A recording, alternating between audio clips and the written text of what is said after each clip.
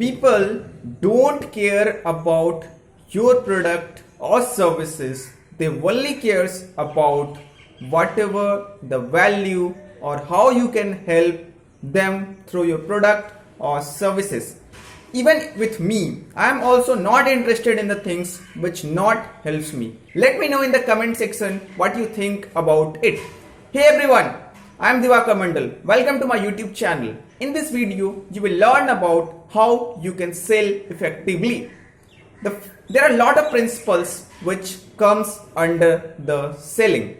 The first principle is understand the problem of your customer. Whatever the pain point they are facing in their business or in their life or in anything, try to figure out how your product or services can help them to solve it. Because if you are not selling a problem solver product, then definitely you are not a worthy person to sell this thing. And the another principle which comes here, take out the mini commitment.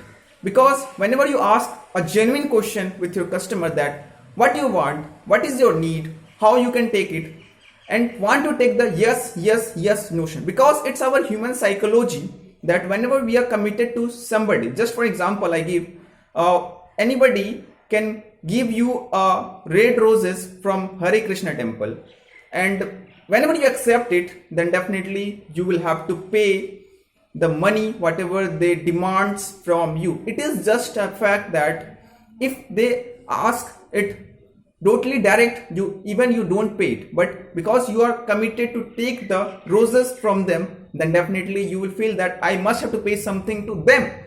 And definitely if you do it, if you take mini commitment, the person becomes something persuade about your product, services or any other thing. Then pitch your services. What is your service? How it can help them? And definitely create any principle is create a genuine scarcity. Like this offer only for the today. If you buy it, you get the discount. This offer is the sale ends. What is this? These are the scarcity which is created by all the buddy who want to sell the things.